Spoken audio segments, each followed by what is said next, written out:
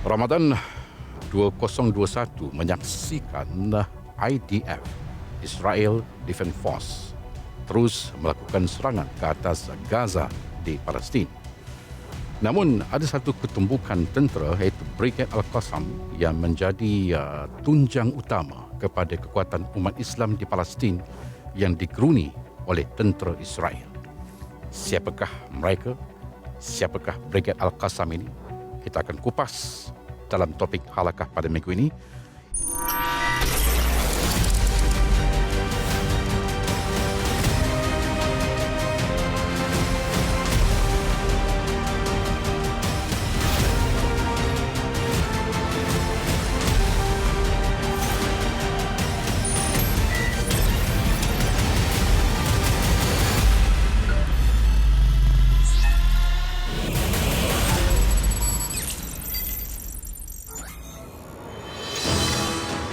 Assalamualaikum warahmatullahi taala wabarakatuh. Bismillahirrahmanirrahim. Selamat kita bergabung semula di Halakah dan saya siarawan anda Ahmad Nur Sulaiman akan terus bersama dengan anda, bersama dengan sahabat-sahabat kita di Pusat Informasi Peperangan Halakah, dan insya-Allah pada kesempatan kali ini kita akan bercakap tentang topik yang kita namakan sebagai Bukan Cinta Dunia.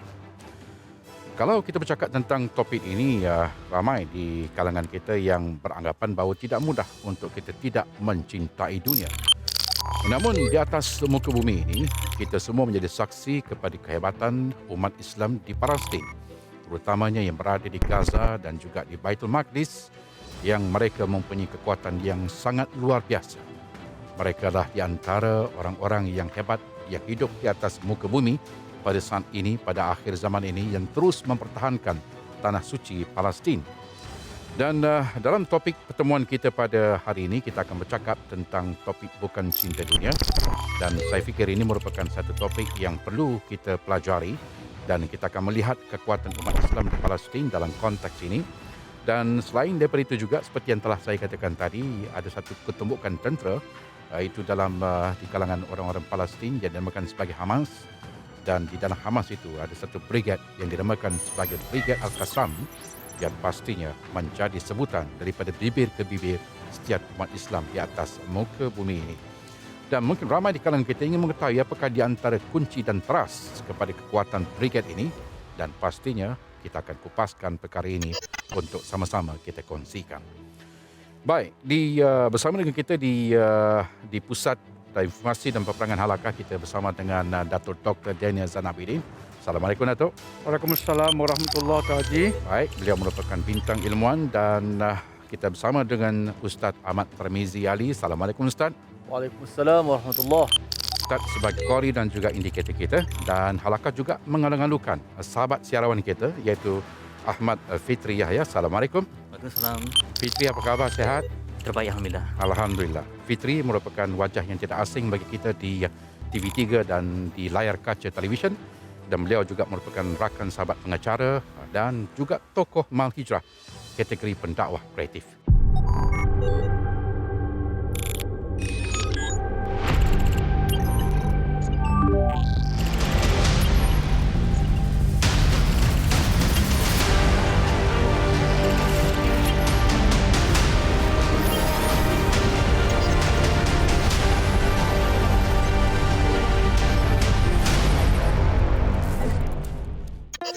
Baik, penonton yang dimuliakan, insya-Allah dalam perjalanan selama 43 minit ini kita akan cuba untuk memberikan rinci analisis dan beberapa perkara penting apabila kita bercakap tentang Bukan Cinta Dunia.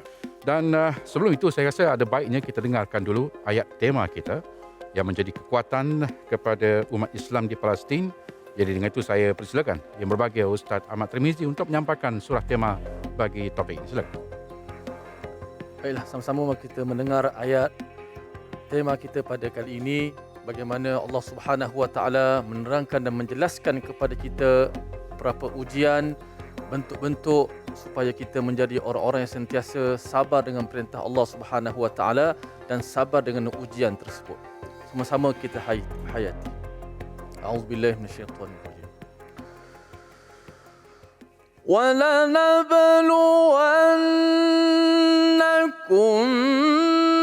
بِشَيْءٍ مِّنَ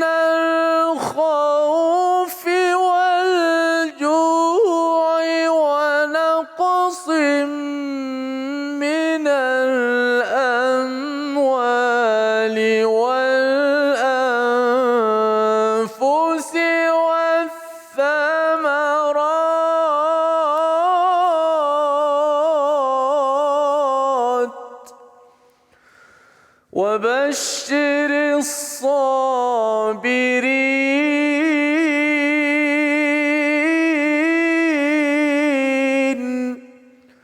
وبشر الصابرين.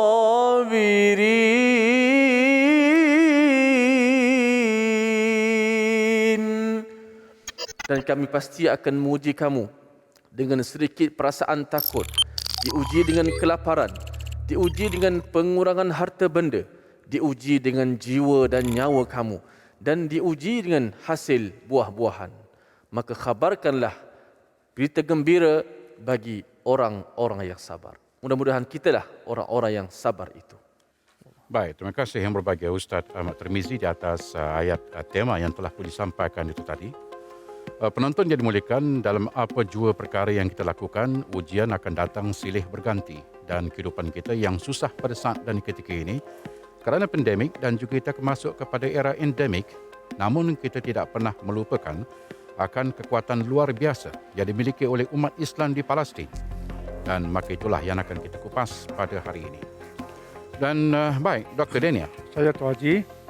kalau kita lihat bahawa setiap umat Islam mempunyai kewajipan untuk mempertahankan Palestin, bagaimana untuk mempertahankan Palestin kalau kita sesama umat Islam juga asyik sering bergaduh dan membuang masa dalam perkara yang banyak, perkara-perkara yang tidak sepatutnya. Silakan Dr. Dania.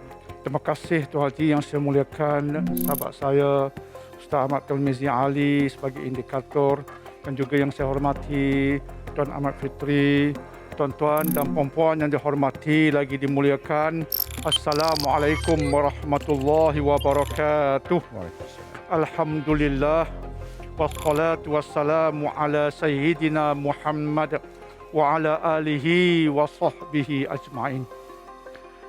Ya, umat bertelingkah, berkelahi, seringkali berkaitan isu-isu ranting, bukan isu-isu fundamental, bukan isu-isu besar, berkaitan benda-benda khilaf, benda-benda kecil-kecilan diperbesarkan. Benda yang sepatutnya dikecil-kecilkan diperbesarkan. Akhirnya benda besar dipandang sepi. Isu perjuangan Palestin satu isu yang besar. Dia bukan perjuangan Arab demi Arab. Sebenarnya disebabkan dia ada perkaitan dengan Baitul Maqdis.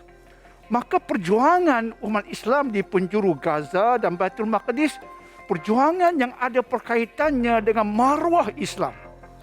Apatah lagi maruah Islam dicemari, dizolimi oleh penjajahan Zionis, rezim Zionis yang haram itu. Oleh sebab itu dia isu yang besar. Tapi seperti yang Tuan Haji sebutkan tadi, jika umat Islam bertelingkah tentang isu yang tidak besar, maka isu besar akan diremeh-temehkan. Ditambah pula Tuan Haji tentang ada negara-negara Arab yang sudah mewujudkan normalisasi perjanjian yang baik antara mereka dengan Israel haram. Seperti Bahrain, United Arab Emirates, Morocco, Sudan, dan sebelum ini Mesir dan juga Jordan. Mengadakan perjanjian berbaik-baik dengan rejim haram Israel. Dan yang kita sebutkan tadi Bahrainnya, United Arab Emirates-nya sebagainya itu berlaku pada tahun 2020. Ini menambahkan lagi padah ke atas perjuangan umat Islam di bumi Palestin dan juga di kawasan Baitul Maqdis.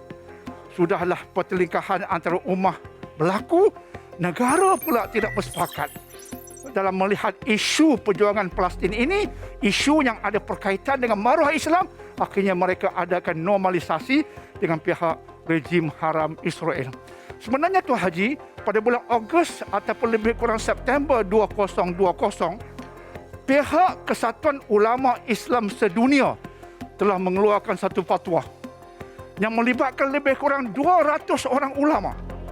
Mereka telah mengatakan bahawa apa-apa bentuk normalisasi antara umat ataupun negara Islam dengan Yahudi haram ini, iaitu Israel. Ia adalah haram kerana mereka telah menzalimi hak umat Islam di sana. Mereka telah mencemari Baitul Maqdis dan seumpamanya. Maka normalisasi perjanjian untuk berbaik-baik antara negara-negara Islam dengan Israel haram ini, maka hukumnya adalah haram. Ulama telah membuat pendirian, tetapi negara-negara seperti ini mereka tak kisah, Tuan Haji. Mereka teruskan juga normalisasi. Justru kalau kita rujuk kepada fikrah Islam, cara umat sepatutnya berfikir, dia ada satu fiqh yang perlu kita kuasai. Fiqhul aulawiyat. Fiqh keutamaan. Bukan sekadar fiqh, tetapi fiqh yang meletakkan benda utama di tempat utama, benda sekunder di tempat kedua. Ini fiqhul aulawiyat. Maka perjuangan untuk membebaskan Baitul Maqdis aulawiyat. Benda-benda ranting, fiqh ranting sekunder nombor 2. Maka sepatutnya kita mengangkat, menjadikan penting perjuangan untuk membebaskan Baitul Maqdis. Semua kita sudah tahu kelebihan 3 masjid. Masjid Al-Haram, semayang di sana, mendapat kelebihan 100,000 kali semayang di masjid biasa. Masjid Nabawi 1000 kali kelebihan berbanding masjid biasa. Baitul Maqdis 500 kali kelebihan berbanding masjid biasa. Maka perjuangan Baitul Maqdis perjuangan umat Islam, bukan perjuangan biasa.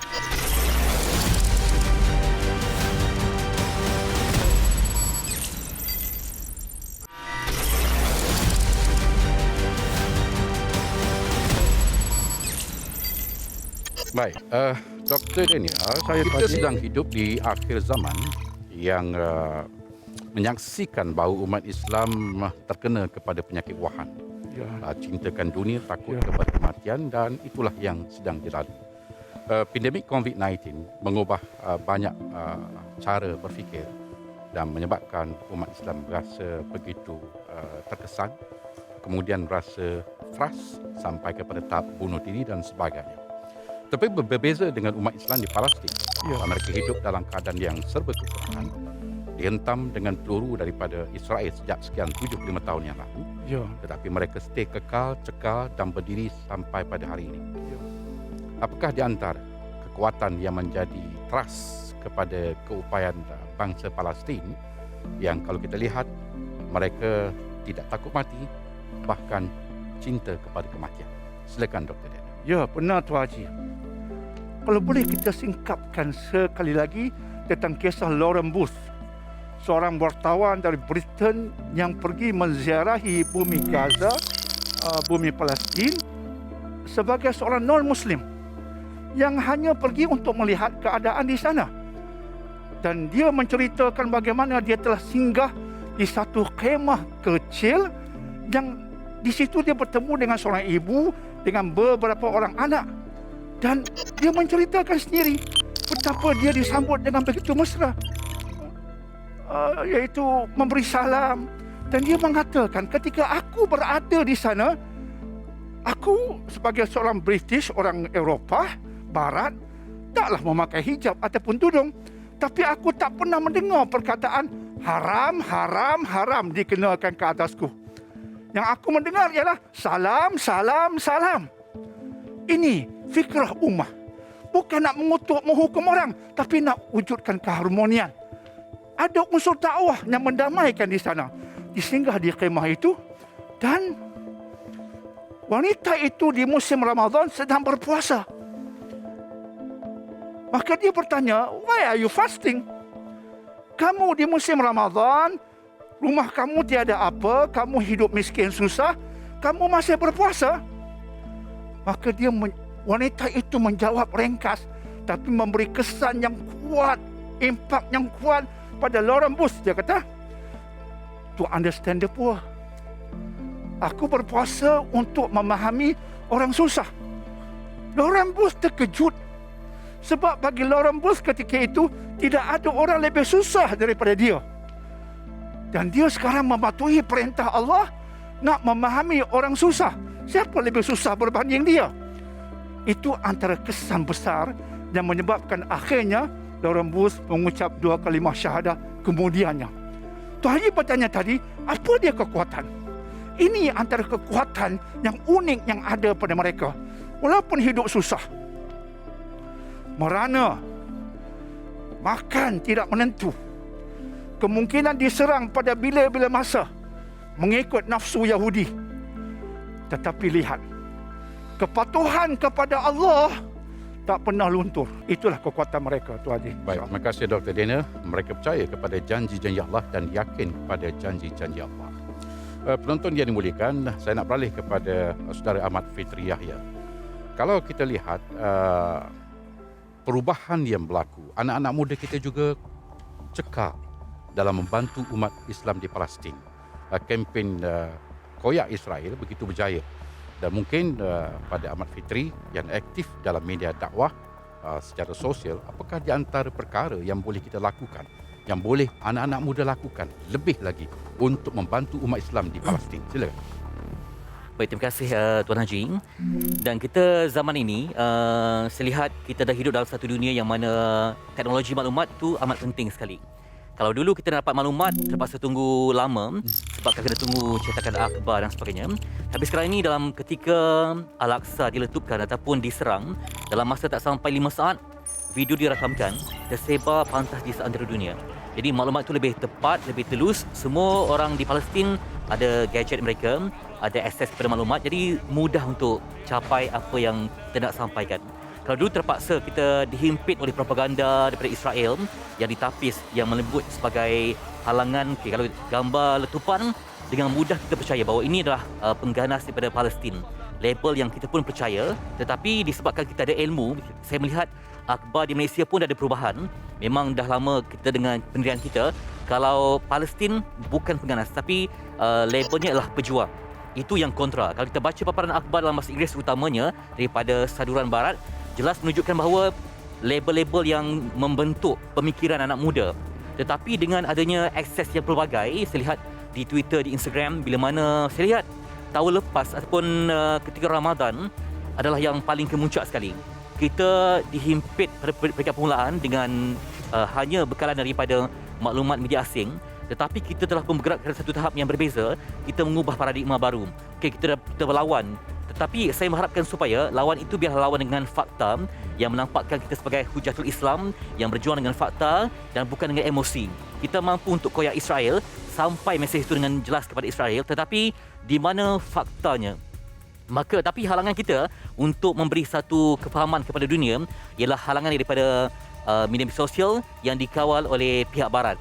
Kita lantang, kita perjuangkan, beri penjelasan, video itu akan diturunkan. Ya, kita buat satu yang kreatif, tetapi terpaksa gunakan hashtag yang berbeza supaya ia tidak dikeluarkan pada pihak yang mengawal media sosial.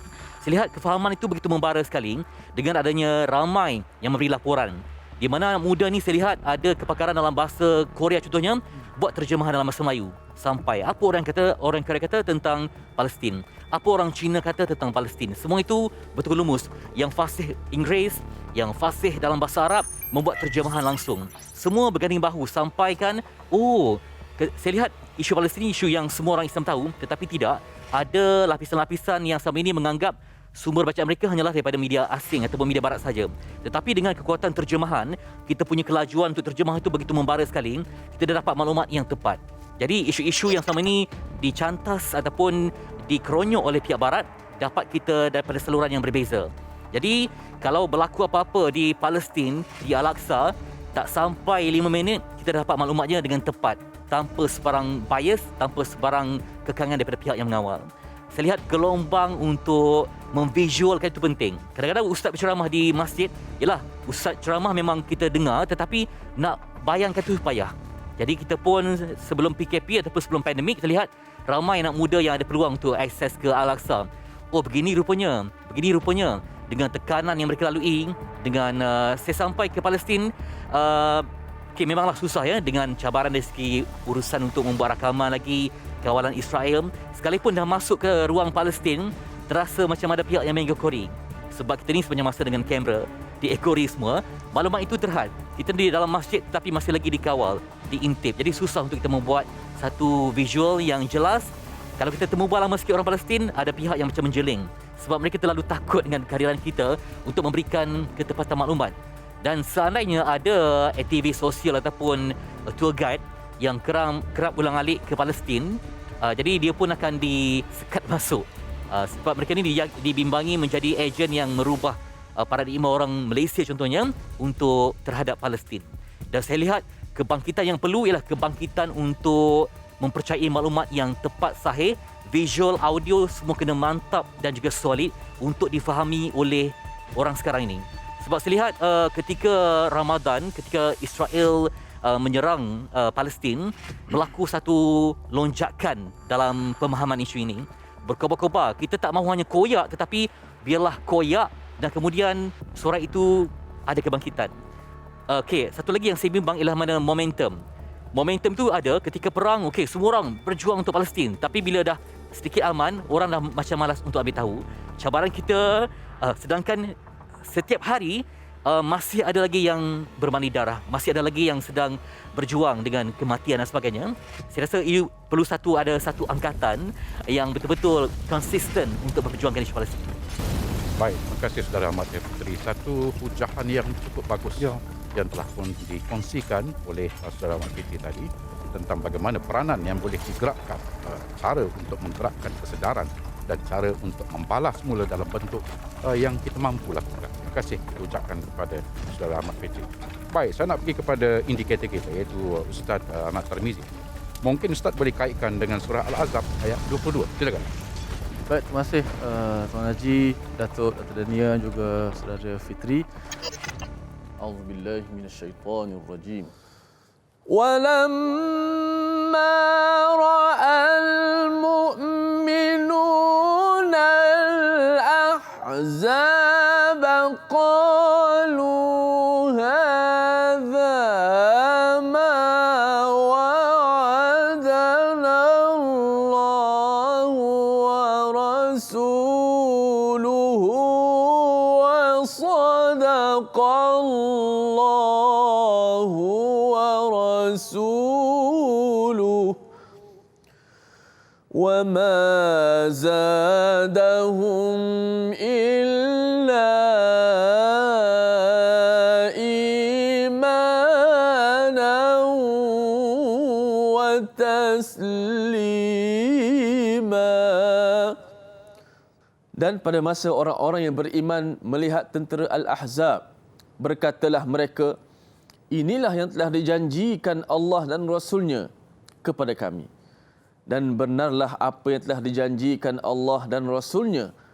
Dan angkatan tentera musuh yang mereka lihat itu tidak memberi kesan kepada mereka selain daripada menambahkan iman dan penyerahan diri mereka bulat-bulat hanya kepada Allah. Daripada perbincangan awal yang telah berlaku sebentar tadi, saya melihat begitu hebat bagaimana peranan media, dan kita tahu bagaimana mulianya Baitul Maqdis sehingga Allah Subhanahu Wa Taala rakamkan dalam Al-Quranul Karim, dan umat Palestin yang perlu kita belajar pada hari ini. Dan dengan kesukaran diuji, makan, minum, tempat tinggal dan sebagainya, mereka tetap cekal. Kalau mereka lemah, sudah pasti mereka akan lenyap daripada bumi Palestin. Tapi buktinya hari ini mereka tetap kuat berpegang teguh dengan ajaran. Benarlah Allah Taala sebut dalam Al-Quran, akan ada golongan yang tidak akan hiraukan celaan, tidak akan hiraukan akan bahaya, tetap akan berjuang untuk menghidupkan cahaya-cahaya Allah di muka bumi ini walaupun disedang sebagai di segenap sudut. Saya baca satu ayat pendek saja Tuan Haji daripada ayat 7 surah Muhammad. Daripada surah Muhammad ayat yang ke-7 kita dengarkan terlebih dahulu. A'udzubillahi minasyaitonirrajim. Ya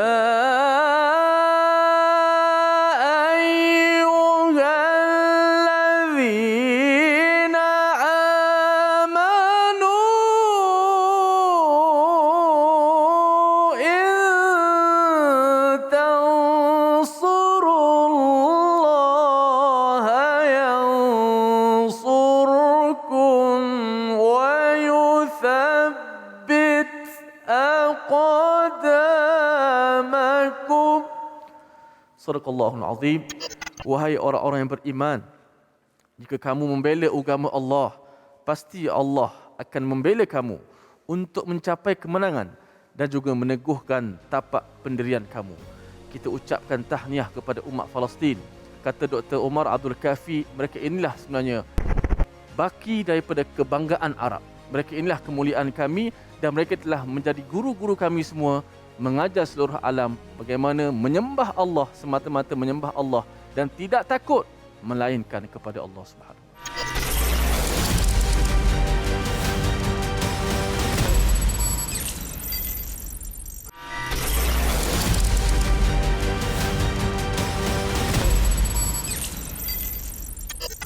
Dr. Daniel, Saya Tuan Haji.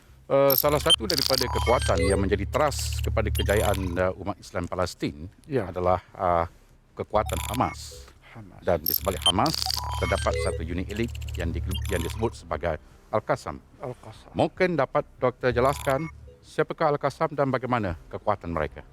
Ya, terima kasih Tuan Haji. Al-Qassam ini boleh dikatakan sebagai sayap kanan kepada Hamas. Hamas adalah singkatan kepada Harakatul Muqawamah Al-Islamiyah. Singkatannya Hamas. Sayap kanannya Brigade Al-Qassam. Ia ditubuhkan secara rasmi lebih kurang tahun 1987 untuk menentang Israel yang haram, rejim Zionis yang haram. Perjuangan umat Islam di penjuru Palestin untuk berperang dengan rejim Zionis yang haram di Israel memang suatu yang sah, suatu yang halal, sebab para ulama memfatwakan bahawa Zionis Israel ini mereka kafir harbi. Mereka datang meminggirkan umat Islam, mengambil hak umat Islam, tidak memberikan hak pada umat Islam, membunuh dengan kejam, termasuk kanak-kanak. Mereka kafir harbi, layak diperangi. Maka lahirlah Brigade Al-Qassam. Tapi yang cantik tu Haji, bila saya cuba mengamati mencari fakta-fakta tentang Brigade ini, akhirnya dapat dihimpunkan beberapa noktah yang penting. Pertamanya, untuk menjadi ahli Brigade Al-Qassam ada beberapa syarat. Syarat yang pertama ialah dengan keizinan ibu bapa. Dan ibu bapa cukup bercita-cita supaya anak-anak mereka menganggotai Brigade Al-Qassam yang mereka anggap sebagai brigade memperjuangkan kebenaran. Yang keduanya, perlu juga dapat keizinan daripada ketua masjid untuk mengesahkan bahawa anak muda ini telah semayang subuh berjemaah di masjid 3 bulan tanpa henti. Ini tidak mudah tu Haji. Luar biasa. Luar biasa. Ya. Syarat yang ketiga, mereka bukan ahli maksiat, juga tidak sebagai penghisap rokok. Nombor 4, setiap hari mesti baca Al-Quran paling kurang 1 juzuk. Nombor 5, wajib mereka hafaz hadis Arba'in Imam Nawawi. Ini suatu trend ilmu yang baik ya Ustaz. Hadis Arba'in ini cantik, membicarakan asas-asas agama yang penting. 40 hadis Arba'in wajib hafaz.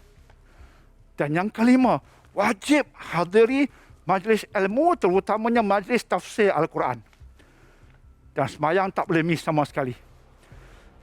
Kalau kita lihat ini, kita boleh lihat betapa perjuangan Palestin bukan sekadar ambil senapang, nak bunuh orang.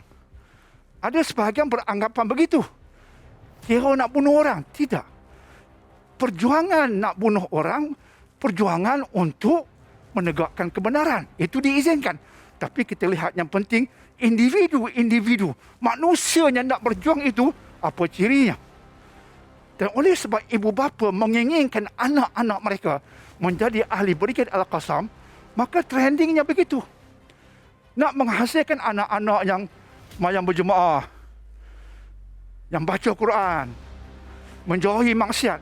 Oleh trendingnya begitu, kita faham. Masya Allah, ini penjurunya luar biasa. Sebab itu ada sebuah hadis, riwayat Imam Ahmad. Nabi SAW menyebutkan, La tazalu ta'ifatum min ummati zahirina alal haq, sampai ke ujung hadis. Pasti ada satu golongan daripada umat aku yang akan terus-menerus memperjuangkan kebenaran. Dan sesiapa yang menentang mereka tidak menjadi masalah bagi mereka, sehingga akhirnya datang urusan Allah dalam bentuk memberikan kemenangan kepada mereka. Itu bahagian yang disepakati kesohihannya. Kemudian hadis bersambung. Ada sahabat bertanya, mereka itu di penjuru mana ya Rasulullah? Ini cerita tentang akhir zaman. Baginda Nabi SAW menjawab, di penjuru Baitul Maqdis dan di sekelilingnya. Dan kita melihat ada kebenaran kepada sabda itu. Kita melihat perjuangan di Baitul Maqdis dan di sekelilingnya memang perjuangan nak menegakkan kebenaran. Sebab itu bila kita ditanya, kalau you nak tengok umat Islam di dunia sekarang yang boleh dianggap sebagai umat Islam kelas pertama, di mana ya? Saya rasa saya tak ragu-ragu mengatakan di bumi Palestin. Israel pening kepala ketika baru ini Ramadan mereka mencerobohi Masjid Al-Aqsa.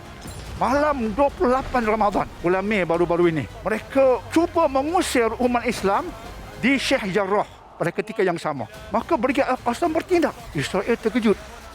3,000 roket dibedil masuk bumi Israel yang haram itu. InsyaAllah kita perlu mendokongi mereka, menolong mereka. Macam Tuan Fetri sebutkan tadi. Berikan maklumat yang betul, sebarkan. Ketika suasana semakin tidak fokus pada Palestin, kita rancakkan lagi supaya fokus tu tak mati.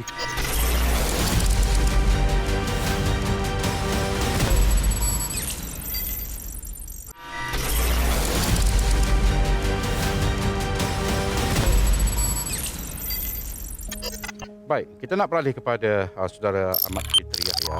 Dan kalau kita lihat saudara Ahmad Fitri, di tempat kita memang banyak sekali rumah-rumah kebajikan, banyak sekali rumah-rumah anak yatim. Tetapi Fitri berpengalaman di Palestin dan saya dikhabarkan bahawa tidak mudah untuk membina rumah anak-anak yatim di sana. Boleh timbul pertelingkahan dan sebagainya. Mungkin dapat Fitri ceritakan. Baik, itulah dia. Ketika awal sampai ke Palestin, saya pun sebagai wartawan amat teruja untuk membuat pelbagai aspek liputan ya, tentang aspek kewanitaan, tentang aspek anak yatim. Dan ketika saya bertanya bagaimana dengan perkembangan anak yatim, saya lihat ada yang terbunuh, ada bapa yang dipenjarakan. Jadi macam mana nasib anak-anak kecil yang memerlukan kasih sayang perhatian? Dan juga saya bertanya juga di laman sosial, di Twitter semua, tetapi langsung tak ada jawapan. Soalan-soalan itu tidak menarik, sedangkan dia sangat penting untuk saya punya laporan. Tetapi isu tentang anak yatim ini tidak begitu diulas sepanjang. Jadi saya pun merisik kepada sahabat saya yang lama di Palestin. Katanya anak yatim ini isu yang sangat sensitif. Sebabnya bila mana seorang itu meninggal, jadi anak-anak itu mereka ni seolah-olah ada ikatan keluarga yang sangat akrab. Saya bertanya kepada orang Malaysia, wanita Malaysia yang berkahwin dengan orang di Gaza, yang berkahwin dengan orang Palestin, katanya ikatan saudara itu begitu kuat. Kalau gugur seorang mujahidin, ada ramai lagi akan tangan-tangan yang menyambut untuk menjaga anak yatim ini. Memanglah wujud rumah anak yatim, tapi sangat sedikit. Kalau ada pun hanya sebagai simbolik sahaja untuk memudahkan urusan bantuan dan sebagainya atas nama formaliti. Saya rasa antara kerugian saya adalah tidak fasih berbahasa Arab. Bila saya gunakan khidmat terjemahan itu, katanya okey, memang anak yatim, tapi ada makcik, ada itu, ada mbak saudara, ada pak saudara, ada sepupu sepapat, semuanya akan protect dia. Malah kan kalau kita tengok orang Arab secara umumnya memang begitu. Anak yatim ni memang akan dijaga oleh ahli keluarga mereka. Dan saya terkejut bila mana mendapat tahu, bila saya bangkitkan isu ini di laman sosial, Brunei juga sebegitu. Hampir tak ada rumah anak yatim sebab akan dijaga oleh saudara yang terdekat. Jadi mereka ni sangat menjaga keturunan. Dan mengikut daripada Nadia Anuri yang berkahwin dengan wanita Palestin, wanita Gaza, katanya pada peringkat awal memang susah untuk orang luar, orang Palestin ni untuk terima orang luar. Tetapi selepas ada pergaulan yang baik, mereka ni yakin barulah dapat berkahwin. Di situ akan wujud rumah anak yatim ni. Kalau kita macam tiba-tiba kita datang nak buat, saya datang macam nak bagi cadangan ke apa, kita silap besar. Sebab lain tempat, lain dia punya corak pemikiran, lain adat yang dipegang, lain prinsip, lain dia punya situasi, dan kita tak boleh samakan dengan semua tempat. Bukanlah maksud mereka ini menolak bantuan, tetapi ada cara dan kaedahnya. Saya lihat ketika saya sampai ke negara Afrika yang mana mereka ni berbahasa Arab ataupun mengikut budaya Arab, mereka juga mendokong nilai untuk jaga anak yatim tu. Ketika saya berada di Sudan, saya tengok nak buat liputan tentang pelarian, tak ada rumah anak yatim. sebab ada mak saudara, pak saudara yang tolong jaga. Jadi sampai sama juga dengan ketika saya berada di Zanzibar di Tanzania, orang Afrika tetapi mendukung budaya Arab dalam kehidupan. Mereka juga sebegitu, di mana rumah anak yatim ni hampir tak ada. Jadi kalau ada anak yatim pun, kalau orang nak bagi bantuan pun boleh, tetapi ada kaedah-kaedahnya. Dan ketika saya di solat Al-Aqsa tu, kan kita penat syuting seharian semua, kadang-kadang rokok pun kita macam terlambat sikit kan. Lepas sembahyang tu mereka datang kerumun kat saya. Kenapa terlambat? Kenapa tak ikut? Kenapa? Sebab cara mereka solat pun sangat menampakkan ciri wirawan hebatnya. Anak kecil yang tadinya terbaring, tiba-tiba bila sebut tentang solat, tentang Al-Quran, tentang akhirat, tiba-tiba jadi orang lain. Jadi mereka berada di tanah tempat yang barakah itu, semangat luar biasa. Termasuk faham isu anak yatim, apa yang diwasiatkan oleh Rasulullah tentang untuk menjaga kepentingan anak yatim, difahami, diperhalusi dan dibawa dalam kehidupan. Jadi kalau kita masuk ke tempat orang, kita kenalah tahu sensitiviti dan tahu adat bagaimana untuk menyantuni mereka juga. Jadi kalau kita tanya, kalau macam ni dapat duit banyak, kita bina kompleks yang megah, yang hebat kan, kita pun bercadangan, tak dipandang pun idea tu.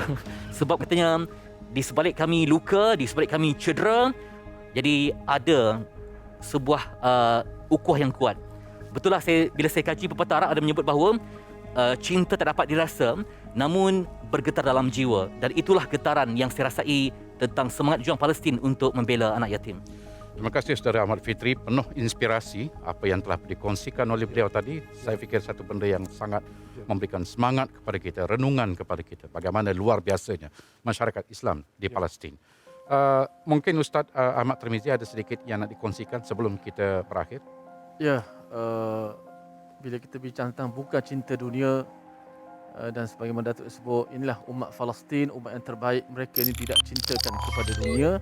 Bahkan sebagaimana kata Syekh Osman Al-Khamis menyebut tentang lawan kepada cinta dunia, iaitulah zuhud. Dan dalam banyak-banyak ta'rifan, dia mengatakan, aku tertarik dengan ta'rifan yang disebut oleh Hasan Al-Basri, seorang tabi'in. Dia mengatakan tentang ta'rif zuhud itu ialah dunia itu berada di tanganmu dan tidak di hatimu. Iaitu ketika ia datang kamu tidak gembira, dan ketika ia pergi kamu tidak menangis. Dan tahniah kepada umat Palestin. Mudah-mudahan kita mengikuti mereka. Baik, terima kasih Ustaz Ahmad Tirmizi. Dr. Daniel, Saya tu Haji. umat Palestin memang begitu istimewa. Apa yang boleh kita belajar kepada umat Palestin? Ya, pertama tu Haji, pengharapan kepada Allah sentiasa kena tinggi. Sebab bagaimanapun Allah menguji kita dengan ujian tribulasi, ketika ujian mendatang, pada ketika yang sama mesti Allah buka ruang, peluang dan kesempatan yang baik di sebaliknya. Seperti Palestin, kita kasihani mereka. Itu selayaknya yang perlu ada pada kita. Tapi jangan lupa, di sudut mereka, mereka merasakan ini satu perjuangan yang mendatangkan pahala. Kebaikan di jannah, anak-anak meninggal dunia memang disedihi, tetapi mungkin mati syahid. Maka di sebalik tribulasi, kesakitan, jangan lupa di sebaliknya Allah buka ruang, peluang dan kesempatan yang baik dari sisi Allah. Itu pengajaran yang pertama. Dan yang kedua, dalam apa-apa keadaan pun sabar, sabar, sabar. Dan sabar yang sebenar-benarnya mesti ada 3 ciri. Pertama, sabar dengan melaksanakan kewajipan-kewajipan. Macam mereka, walaupun diuji, solat tidak tinggal, berjemaah pula itu. Yang kedua, sabar bermaksud jauhi yang haram. Itu juga berlaku pada mereka. Mereka miskin, tapi bukan mencuri untuk jadi kaya. Dan yang ketiganya, redha dengan apa yang Allah berikan. Akhir sekali, jangan lupa, kita umat di dunia sekarang, jangan lupa, wa ta'awanu 'alal birri wat taqwa. Bertolong-tolonganlah dalam perkara bir dan takwa, kebaikan dan takwa. Maka jangan lupa untuk bantu Palestin. Ada yang bergaji setiap bulan, salurkan sedikit. Cari pertubuhan yang boleh diterima, yang baik, salurkan. Doakan. Jangan lupa di Facebook kita bukan saja cerita pasal es krim yang kita makan, tapi cerita tentang perjuangan ini. Agar orang lain faham apa yang sedang berlaku sebenar-benarnya. Semoga itu amal bagi kita, pahala bagi kita. Tuan Haji, insya-Allah. Baik, terima kasih diucapkan kepada yang berbahagia Datuk Dr. Daniel Zainabidin selaku bintang ilmuwan. Terima kasih kepada Saudara Ahmad Fitri Yahya. Terima kasih kepada Ustaz Ahmad Tirmizi Ali. Dan terima kasih juga kepada penonton di atas perhatian yang telah puan diberikan lebih kurang dalam 43 minit dalam pelayaran ilmu bukan cinta dunia yang dinukilkan, yang kita angkat daripada kekuatan umat Islam di Palestin. Saudara penonton yang dimuliakan, terima kasih di atas perhatian anda. Jumpa lagi dalam halakah. Assalamualaikum warahmatullahi wabarakatuh.